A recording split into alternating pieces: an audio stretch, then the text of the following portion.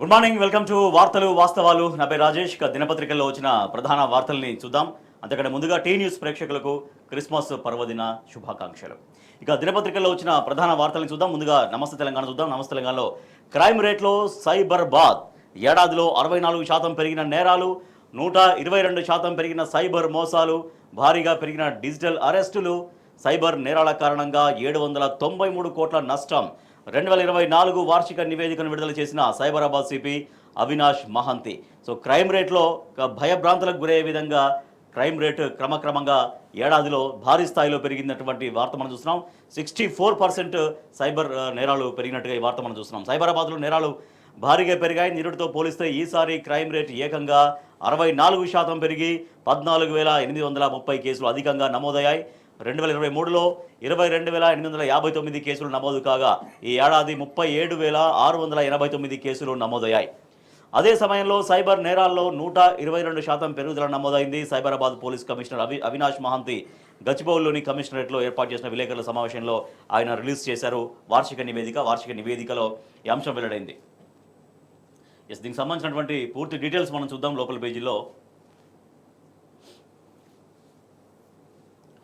Right, crime రేట్లో cyber నేరాల పెరుగుదల ఎట్లా సాగింది? సంవత్సరం చూడొచ్చు. సైబర్ నేరాల పెరుగుదల సంఖ్య మనం చూస్తున్నాం. 2022లో 4,866 ఉంటే 23లో 5,761 అయినాయి. తర్వాత 2024లో ఏకంగా అది డబుల్ అయిపోయింది. డబుల్ కంటే ఎక్కువ అయిపోయింది. దాదాపుగా 11,914 సైబర్ నేరాలు ఎక్కువైపోయినాయి. నేరాల వివరాలు ఎట్లా పెరిగాయి మనం చూస్తున్నాం. నేరము ప్రాపర్టీ అఫెన్సెస్, ఆర్థిక నేరాలు, సాధారణ దాడులు అంటే simple hurts, criminal trespass, road ప్రమాదాలు, వరకట్న వేధింపులు, సైబర్ క్రైమ్. ఇట్లా 2023లో ఉన్నటువంటి కేసుల సంఖ్య ఇది అయితే 2024లో ఉన్నటువంటి సంఖ్య ఇది. సో ప్రతి దాంట్లో కూడా చాలా విపరీతంగా పెరిగిపోయాయి అన్ని నేరాలు. ప్రాపర్టీ అఫెన్స్ దగ్గర నుంచి సైబర్ క్రైమ్ వరకు అన్నిట్లో కూడా నేరాల సంఖ్య చాలా విపరీతంగా పెరిగిపోయింది సంవత్సర కాలంలోని. ఆ టేబుల్ చూస్తే మనకు అర్థమవుతుంది. సో ప్రధాన కేసుల వివరాలు: part time job, trading fraud, smishing fraud, digital arrest. ఇట్లా కేసుల సంఖ్య పార్ట్ టైం జాబ్ విషయంలో 3,267 కేసులు, ట్రేడింగ్ ఫ్రాడ్లో 1,686, స్మిషింగ్ ఫ్రాడ్లో 1,276, డిజిటల్ అరెస్ట్లో 1,002. సో దీంట్లో నష్టపోయినటువంటి మొత్తం కూడా మనం చూడొచ్చు, చాలా ఎక్కువ సంఖ్యలో మనకు కనిపిస్తోంది. సో ఇట్లా అన్ని కమిషనరేట్లో కూడా అన్ని నేరాల సంఖ్య ఈ 1 ఇయర్ కాలంలో చాలా విపరీతంగా పెరిగిపోయాయి అనేది స్వయంగా ఆయా కమిషనర్లు రిలీజ్ చేస్తున్నారు. కమిషనరేట్ల పరిధిలో ఉన్నటువంటి కమిషనర్లు రిలీజ్ చేస్తున్నారు. సో అన్ని కమిషనరేట్లలో కూడా నేరాల సంఖ్య అంటే క్రైమ్ రేటు చాలా విపరీతంగా 1 ఇయర్లో పెరిగినటువంటి ఆందోళన కనిపిస్తోంది. రైట్, ఇక ఎగవేసిన బోనస్ 1,561 కోట్లు. సన్నాలకు సున్నా చుట్టిన సర్కార్. అన్ని వడ్లకు బోనస్ ఇస్తామని తీరా సన్నాలకే ప్రకటన. కొన్న ధాన్యానికి క్వింటాలకు 500 చెల్లిస్తామని హామీ. ప్రభుత్వం కొంటనన్న సన్న వడ్లు 50 లక్షల టన్నులు. చివరికి కొనుగోలు చేసింది కేవలం 18 లక్షల టన్నులు మాత్రమే. పూర్తిగా కొని ఉంటే రైతులకు దక్కేది 2,500 కోట్లు. దక్కింది 939 కోట్లు మాత్రమే. దాంట్లో 348 కోట్లు బకాయి ఉన్నాయి. ఇంకా ముగింపు దశకు వానాకాలం ధాన్యం కొనుగోళ్లు 156 లక్షల టన్నుల ఉత్పత్తిపై ప్రభుత్వం గొప్పలు. కొన్నది కేవలం 47 లక్షల టన్నులు మాత్రమే. మిగతాదంతా ప్రైవేటుకే. తొలి నుంచి కొనుగోళ్లను సీరియస్గా తీసుకొని సర్కార్. సో మనం చాలా డీటెయిల్డ్గా మనం ఇక్కడ చూడొచ్చు, నెంబర్స్ సహా మనం చూడొచ్చు. సన్నాలకి బోనస్ ఇస్తామని చెప్పి ప్రభుత్వం అంది. అంటే యాక్చువల్గా ఎన్నికల హామీలు ప్రకటించేటప్పుడు మాత్రం ప్రతి క్వింటాలు ధాన్యం పైన 500 బోనస్ అన్నది. సో అక్కడ ఏమి సన్నాలు కానీ దొడ్డు ఓట్లు కానీ ఎక్కడ మెన్షన్ చేయలేదు. ప్రచారం అంటే ఎన్నికల ప్రచారం సమయంలో అధికారంలోకి వస్తే రైతు పండించినటువంటి ప్రతి క్వింటాలు ధాన్యం పైన మద్దతు ధరతో పాటుగా 500 బోనస్ అందిస్తామని చెప్పారు. కానీ తీరా అధికారంలోకి వచ్చిన తర్వాత అది కూడా చాలా మల్లగుల్లాలు పడిన తర్వాత కేవలం సన్న ఓట్లకు మాత్రమే 500 బోనస్ ఇస్తామన్నారు. పోనీ ఆ సన్న ఓట్లకు 500 బోనస్ కూడా దాదాపుగా 50 లక్షలు టన్నులు కొనుగోలు చేస్తామన్నారు. కానీ చివరికి కొనుగోలు చేసింది కేవలం 18 లక్షల టన్నులు మాత్రమే. సో అట్లా చాలామంది రైతులకు, ప్రైవేటు వ్యాపారులకు అమ్ముకున్నటువంటి పరిస్థితి. సో వాళ్ళకి అప్పుడు బోనస్ లేదు, సరే మద్దతు ధర కూడా దక్కని పరిస్థితి. ఈ వానాకాలంలో సాగైన వరి విస్తీర్ణం 66.78 లక్షల ఎకరాలు. ఉత్పత్తి అయిన ధాన్యం 156.26 లక్షల టన్నులు. ఈ నెల 24వ తేదీ వరకు ప్రభుత్వం కొనుగోలు చేసినటువంటి మొత్తం ధాన్యం 47 లక్షల టన్నులు మాత్రమే. పండించిన ధాన్యంలో కొనుగోలు చేసింది కేవలం 30% మాత్రమే. సన్నాల కొనుగోలు లక్ష్యం 50 లక్షల టన్నులు పెట్టుకుంది ప్రభుత్వం. కొనుగోలు చేసిన సన్నాలు 18.78 లక్షల టన్నులు మాత్రమే. లక్ష్యంలో సన్నాల కొనుగోలు 37.56% మాత్రమే. కొన్న ధాన్యానికి చెల్లిస్తున్న బోనస్ 939 కోట్లు. ఇందులో ఇప్పటివరకు ఇచ్చింది 591 కోట్లు. ఈ లెక్కన ప్రభుత్వం రైతులకు ఎగ్గొట్టినటువంటి బోనస్ ఓవరాల్గా కలిపి 1561 కోట్లు.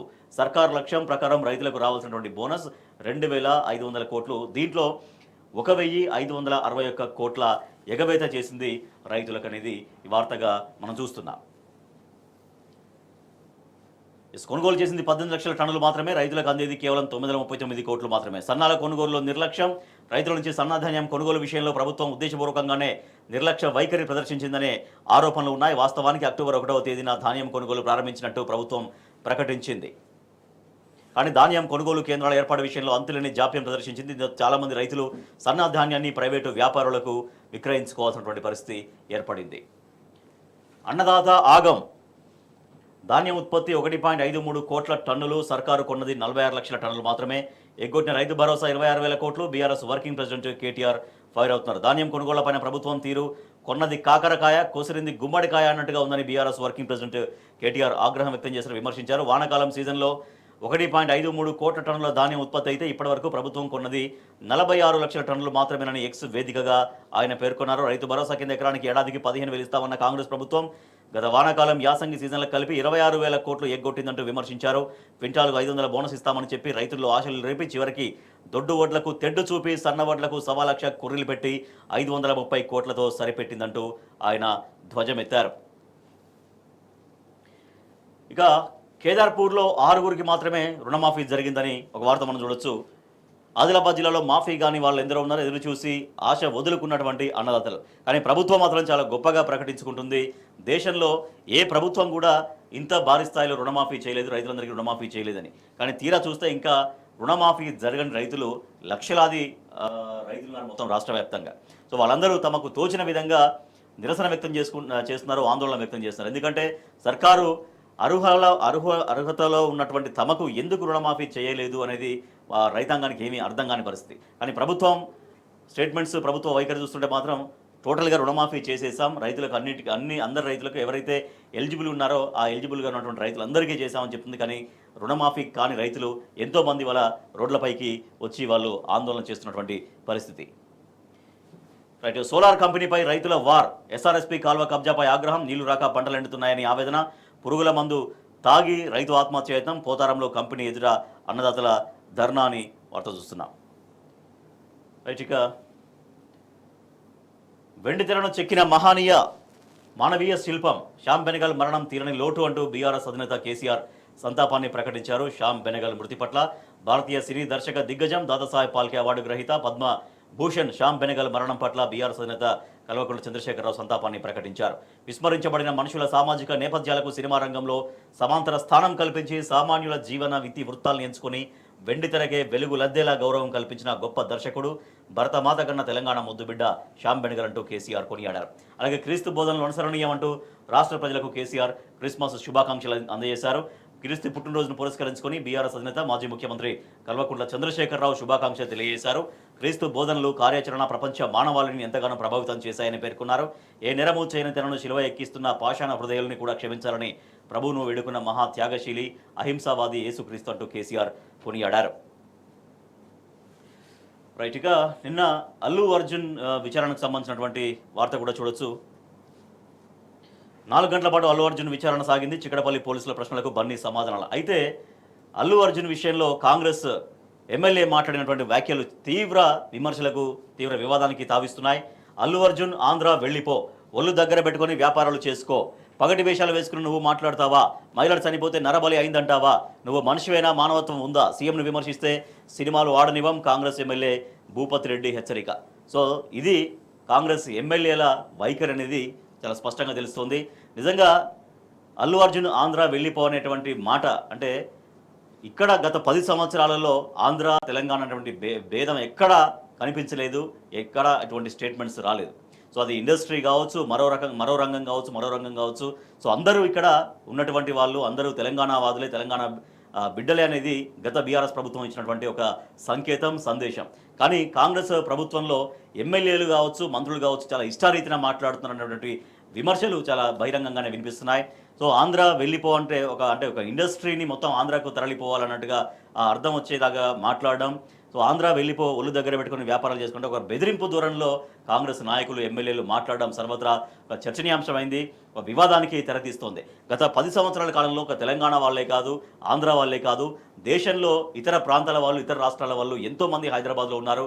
వాళ్ళు వ్యాపారాలు చేసుకోవడం కావచ్చు, వాళ్ళ జీవనాన్ని కొనసాగించుకోవడం కావచ్చు చేస్తున్నారు.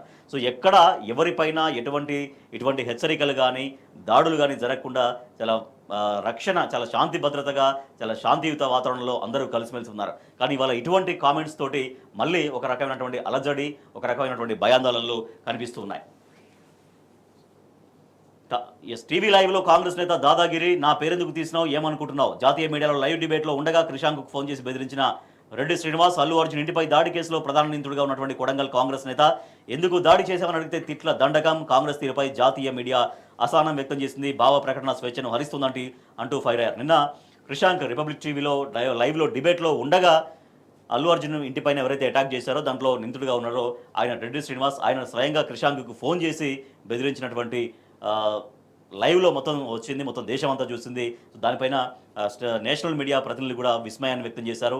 భావ ప్రకటన స్వేచ్ఛను హరిస్తున్నారు కాంగ్రెస్ నాయకులు అంటూ చాలా తీవ్రంగానే వాళ్ళు ఫైర్ అయ్యారు. రైట్, ఇంకా లోకల్ పేజీలో పూర్తిగా చూద్దాం మనం.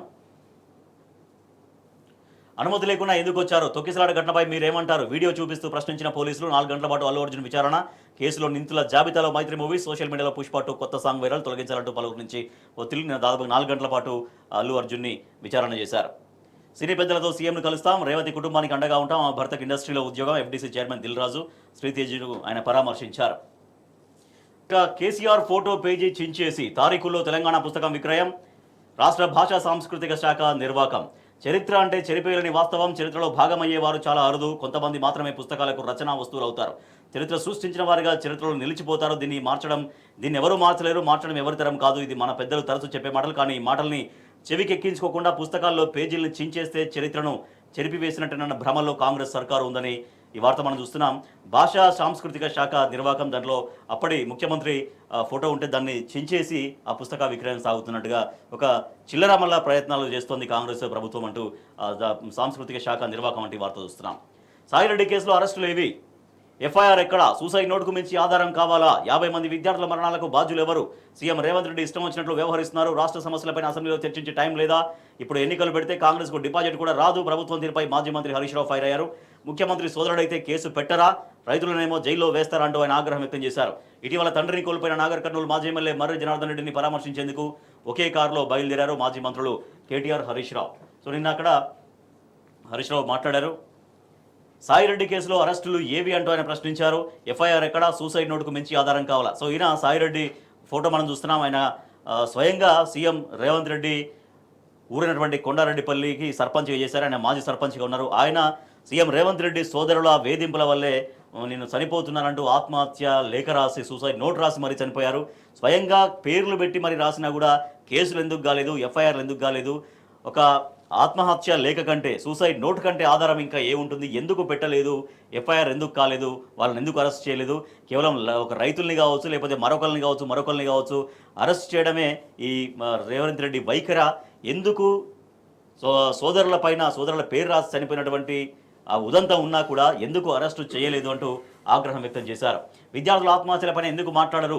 తెలంగాణలో అనేక సమస్యలు ప్రజలను వేధిస్తున్నాయని, ఎస్సీ, ఎస్టీ, బీసీ హాస్టల్లో, గురుకుల పాఠశాలలో 50 మందికి పైగా విద్యార్థులు చనిపోయారని హరీష్ రావు ఆవేదన వ్యక్తం చేశారు. ఆహార విషతుల్యంతో, కరెంటు షాకులతో, పాము కాట్లతో, కుక్క కాట్లతో విద్యార్థులు మృత్యువాత పడుతున్నారంటూ ఆందోళన వ్యక్తం చేశారు. దీంట్లో కొంతమంది విద్యార్థులు ఆత్మహత్య చేసుకున్నా కూడా ఎందుకు మాట్లాడట్లేరు, ఎందుకు మౌనంగా ఉంటున్నారని మండిపడ్డారు ఆయన. జడ్చర్లలో పార్టీ నాయకులు, కార్యకర్తలతో కలిసి ఛాయ్ తాగిన కేటీఆర్, హరీష్ రావు, శ్రీనివాస్ గౌడ్ తదితరులు. మరి జనార్దన్ రెడ్డిని ఓదారుస్తున్నటువంటి కేటీఆర్, హరీష్ రావు. ఎగవేతలు, ప్రతీకార దాడులు. BRS working president KTR. తెలంగాణలో కూల్చివేతలు, ఎగవేతలు, కరెంటు కోతలు కొనసాగుతున్నాయని బీఆర్ఎస్ వర్కింగ్ ప్రెసిడెంట్ కేటీఆర్ అన్నారు. తెలంగాణలో ఏం జరుగుతోంది అంటూ మంగళవారం ఎక్స్ వేదికగా ప్రభుత్వంపై విమర్శలు గుప్పించారు. చిన్నారుల చావులు, కోడెల అమ్మకాలు, అల్లర్లు చెలరేగుతున్నాయని మండిపడ్డారు. అబద్ధాలు, పగలు, ప్రతీకారాలు, దాడులు, దౌర్జన్యాలు రాజ్యం వెళ్తున్నాయంటూ ఆయన విమర్శించారు.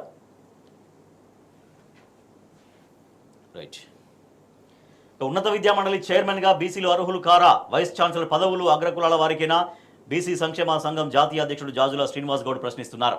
బీసీల హామీలను విస్మరిస్తే ఊరుకోం, కామారెడ్డి డిక్లరేషన్ అమలయ్యే వరకు పోరాటం. ఎమ్మెల్సీ కల్వకుంట్ల కవితతో ముదిరాజు మహాసభ, విశ్వకర్మ సంఘాల నేతలు భేటీ అయ్యారు.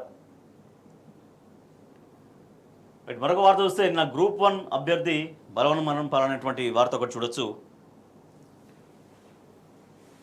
గ్రూప్స్ అభ్యర్థిని బలవన్మరణం. హైదరాబాద్లో గ్రూప్స్కు సన్నద్ధమవుతూ మరో నిరుద్యోగ యువతి ఊరేసుకుని ఆత్మహత్య. సురేఖ మృతదేహాన్ని హడావుడిగా కామారెడ్డి జిల్లా మారుమూల తండాకు తరలించిన పోలీసులు. వచ్చే నెల 7న పెళ్లి, అంతలోనే విషాదం జరిగింది. గాంధీ దవాఖానా మార్చిడి వద్ద సురేఖ కుటుంబ సభ్యులతో మాట్లాడుతున్న బీఆర్ఎస్ నాయకులు దాసోజు శ్రవణ్, మాజీ ఎమ్మెల్యే సురేందర్ తదితరులున్నారు. సమగ్ర విచారణ జరపాలి. సురేఖ ఆత్మహత్యపైన ఆందోళన వ్యక్తం చేస్తూ పలువురు విద్యార్థులు, ఎస్టీ సంఘాల నాయకులు గాంధీ దవాఖానకు చేరుకున్నారు. సురేఖ మృతిపైన విచారం వ్యక్తం చేశారు. సిట్టింగ్ జడ్జితో విచారణ జరిపించాలంటూ లంబాడీ హక్కుల పోరాట సమితి కూడా డిమాండ్ చేస్తున్నటువంటి పరిస్థితి మనం చూస్తున్నాం. మరొక వార్త చూస్తే నమస్తేలో కథనం, అధికారుల్లో చలనం. ప్రభుత్వ స్థలాన్ని కాపాడేందుకు రెవెన్యూ అధికారుల చర్యలు. స్థలం నుంచి ఖాళీ చేసి వెళ్లిపోయిన ప్రైవేటు వ్యక్తులు. జలమండలి స్థలంలో విజిలెన్స్ అధికారుల నిఘా. స్థలంలోకి వస్తే క్రిమినల్ కేసులు పెడతామంటూ హెచ్చరిక అని వార్త చూస్తున్నాం. బంజారాహిల్స్ రోడ్ నెంబర్ 10లోని షేక్పేట మండలం సర్వే నెంబర్ 403/Pలో ఉన్న స్థలం ప్రభుత్వానికి. దీంతో 1.2 ఎకరాల స్థలాన్ని జలమండలికి కేటాయించగా మిగిలిన స్థలంలోకి అక్రమంగా ఎవరు ప్రవేశించినా క్రిమినల్ చర్యలు తీసుకుంటామంటూ షేక్పేట తహసీల్దార్ అనితారెడ్డి హెచ్చరించారు. మరొక వార్త చూస్తే అమిత్ షా కేంద్ర రక్షణ శాఖ మంత్రట. సో నిన్న స్వయంగా మంత్రి తుమ్మల నాగేశ్వరరావు, తర్వాత ఉప ముఖ్యమంత్రి భట్టి విక్రమార్క ఒక నిరసన చేశారు. ఆ నిరసన ర్యాలీలో రక్షణ శాఖ మంత్రి అమిత్ షా అని ఉన్నటువంటి ఫ్లెక్సీని పట్టుకుని కాంగ్రెస్ నిరసన ర్యాలీలో పాల్గొన్నటువంటి ఉప ముఖ్యమంత్రి భట్టి విక్రమార్క, మంత్రి తుమ్మల నాగేశ్వరరావు. అమిత్ షా కేంద్ర రక్షణ శాఖ మంత్రట. ఖమ్మం నగరంలో నవ్వుల పాలైన కాంగ్రెస్ నిరసన ప్రదర్శన. అదే ఫ్లెక్సీని పట్టుకుని ర్యాలీ చేసిన భట్టి, తుమ్మల. అంబేద్కర్పై కేంద్ర మంత్రి అమిత్ షా చేసిన వ్యాఖ్యలపై కాంగ్రెస్ నేతలు ఖమ్మంలో మంగళవారం నిర్వహించినటువంటి నిరసన ర్యాలీ నవ్వుల పాలైంది. ఉప ముఖ్యమంత్రి మల్లు భట్టి విక్రమార్క, వ్యవసాయ శాఖ మంత్రి తుమ్మల నాగేశ్వరరావు, కాంగ్రెస్ అధ్యక్షుడు వాళ్ళందరూ కూడా ఒక ఫ్లెక్సీని పట్టుకుని ర్యాలీలో అగ్రభాగాన నడిచారు. ఆ ఫ్లెక్సీలో కేంద్ర హోంశాఖ మంత్రి అమిత్ షా అని కాకుండా కేంద్ర రక్షణ శాఖ మంత్రి అమిత్ షా అని ఉంది. సో దీనిపైన సెటైర్లు కూడా వేలాయి నిన్న సోషల్ మీడియాలో. మొన్న అల్లు అర్జున్ మాట్లాడుతూ ఒక కార్యక్రమంలో మాట్లాడుతూ ముఖ్యమంత్రి రేవంత్ రెడ్డి పేరు మర్చిపోయారు కాబట్టి ఇంత స్థాయిలో అల్లు అర్జున్ పైన ప్రభుత్వం కక్ష కట్టిందని ఒక విమర్శ. అంటే అది నిజమా కాదనేది కాదు కానీ, సో అట్లా అంటే ఆ రకంగా ముఖ్యమంత్రి పేరు మర్చిపోయినందుకే అల్లు అర్జున్ వేధిస్తున్నారని. మరి వాళ్ళ స్వయంగా కేంద్ర హోంశాఖ మంత్రిని మర్చిపోయి, ఆయన పోర్ట్ఫోలియో మర్చిపోయి కేంద్ర హోంశాఖ మంత్రి బదులు రక్షణ శాఖ మంత్రిగా అమిత్ షాను అభివర్ణిస్తూ కాంగ్రెస్ వాళ్ళు ర్యాలీ చేశారు. మరి కాంగ్రెస్ వాళ్ళపైన ఎటువంటి కేసులు పెట్టాలి అనేది సోషల్ మీడియాలో సెటైర్లు కూడా పేలుతున్నటువంటి పరిస్థితి.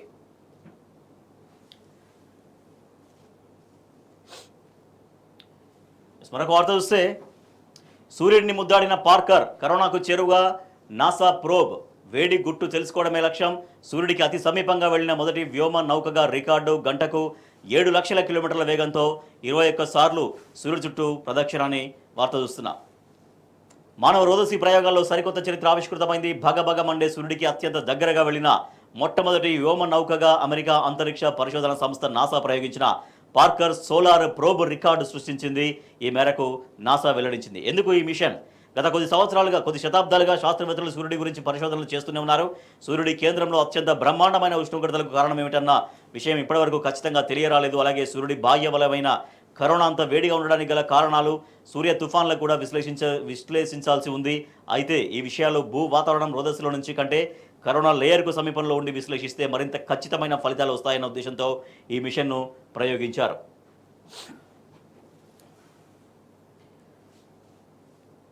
మరొక వార్త చూస్తే ఉద్యోగాలు ఇచ్చారు కానీ ఆర్డర్ కాపీ ఇవ్వలేదు. 4 నెలలైనా కూడా ఆర్డర్ కాపీలు ఏవి? జెన్కో, ఏఈ అండ్ కెమిస్ట్ అభ్యర్థుల నిలదీత. గాంధీ భవన్ ఆవరణలో ప్లకార్డులతో నిరసన.